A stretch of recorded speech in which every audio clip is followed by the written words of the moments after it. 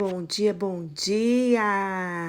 Glória a Deus, mais um dia, 25 de fevereiro de 2025.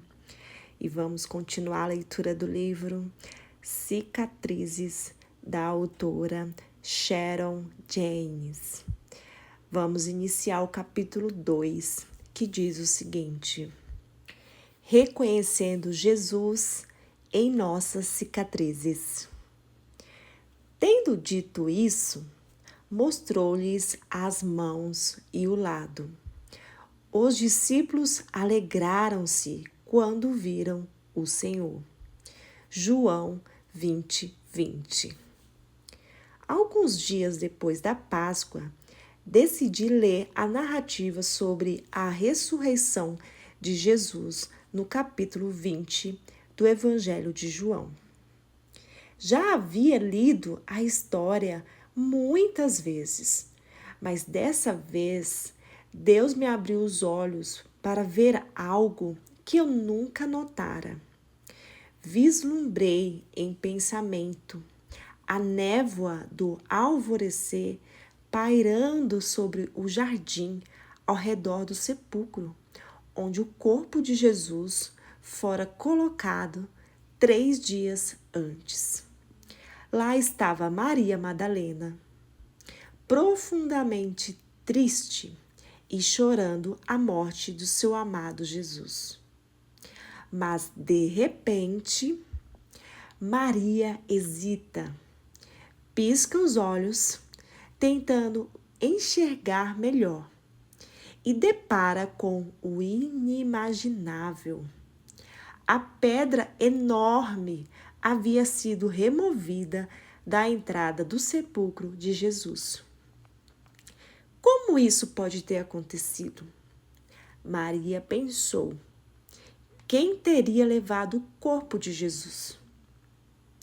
Preciso sair daqui e contar aos outros, ela disse, afastando-se rapidamente do túmulo vazio. Eles o levaram, ela exclamou ao atravessar a porta do cômodo onde os discípulos estavam escondidos. O corpo dele não está lá. Sem perguntar nada, Pedro levantou-se imediatamente do chão onde estava sentado e disparou pela porta afora. João, bem mais moço e mais ágil, correu atrás de Pedro e chegou primeiro ao sepulcro. Ele não está aqui, João disse em voz baixa ao olhar através da entrada da gruta. Levaram o corpo dele. Momentos depois, Pedro chegou. Estava atordoado. Olhe, João disse ao amigo esbaforido, ali naquele canto. Um raio de sol atravessava a escuridão, como se fosse um holofote, iluminando um ator solitário no palco. No fim do feixe de luz, viam-se as roupas com as quais Jesus fora enterrado. Pedro passou rápido pelo tímido João e entrou decidido na gruta escura.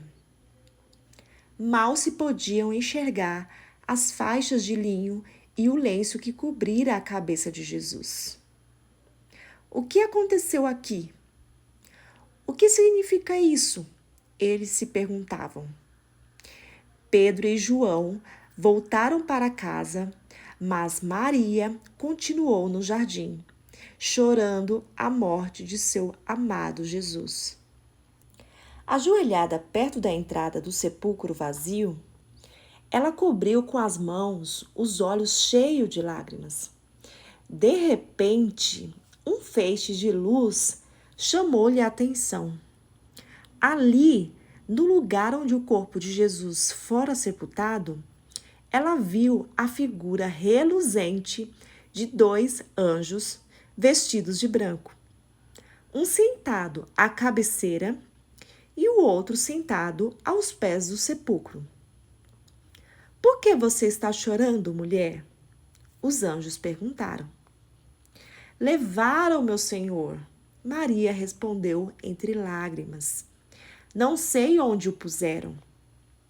Ao ouvir um ruído nos arbustos atrás de si, Maria virou a cabeça e viu uma nova figura, como se estivesse sonhando. Era Jesus, mas Maria não o reconheceu, porque não esperava vê-lo. Jesus repetiu as palavras dos anjos. Por que você está chorando, mulher? Maria imaginou que o homem fosse o jardineiro. Ah, mas ela não estava enganada. Ele era o mestre jardineiro. Por favor, disse com voz chorosa, o Senhor sabe para onde levaram Jesus, para que eu possa cuidar dele? Então Jesus disse uma só palavra: Maria. Ao ouvir o próprio nome, ela reconheceu o Senhor. Após uma rápida conversa, Maria voltou correndo para onde os discípulos estavam. Eu o vi, ela anunciou. Eu vi o Senhor. Mais tarde, naquele mesmo dia, enquanto um grupo de desiludidos reunia-se às escondidas, Jesus apareceu no meio deles. Jesus não bateu na porta, não abriu a porta, simplesmente apareceu. Paz seja com vocês, ele disse. Os discípulos não o reconheceram. Ele se parecia com Jesus, falava como Jesus, mas como poderia ser? Para convencer os discípulos de que era realmente o Cristo ressurreto, Jesus fez um gesto simples. Abriu os braços e mostrou-lhes as mãos perfuradas por pregos. Ele levantou a túnica para mostrar a marca da lança que perfurara seu lado. Só então eles acreditaram. Enquanto eu lia aquele capítulo, Deus repassou as imagens várias vezes em minha mente, mas foi esta cena que mais me chamou a atenção. Paz seja com vocês. Tendo dito isso, mostrou-lhes as mãos e o lado. Os discípulos alegraram-se quando viram o Senhor. João, capítulo 20, do 19 ao 20. Ó Deus, orei. Eles só reconheceram Jesus depois que ele lhes mostrou as cicatrizes. Sim, minha filha, ele parecia dizer. Era o que eu queria que você entendesse. Os discípulos só reconheceram Jesus depois que ele lhes mostrou as cicatrizes. E é assim que os outros o reconhecem até hoje. Quando os homens e as mulheres cujas feridas do passado foram curadas, não se envergonham de mostrar as cicatrizes a este mundo ferido.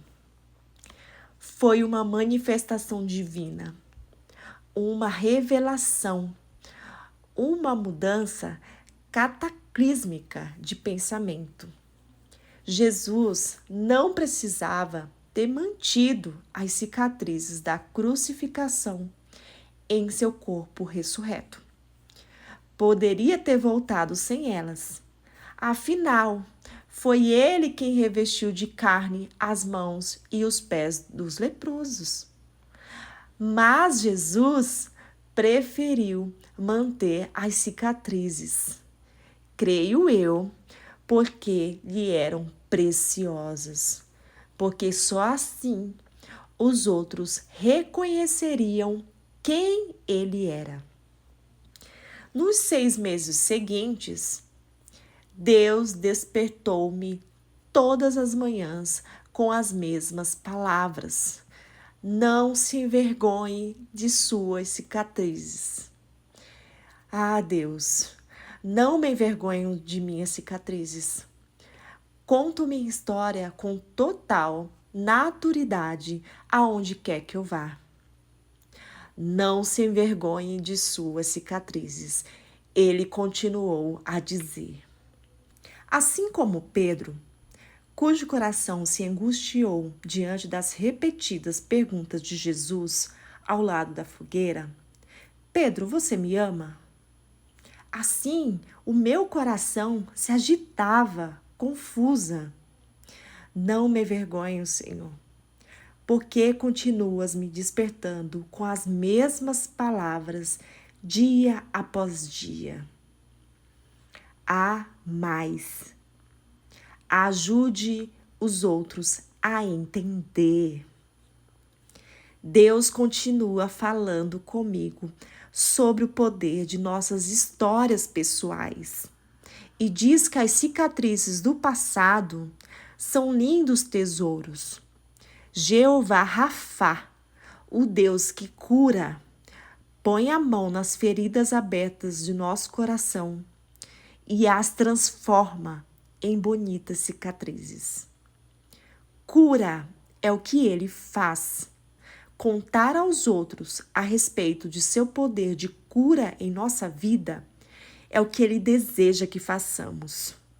É assim que os outros reconhecerão seu filho.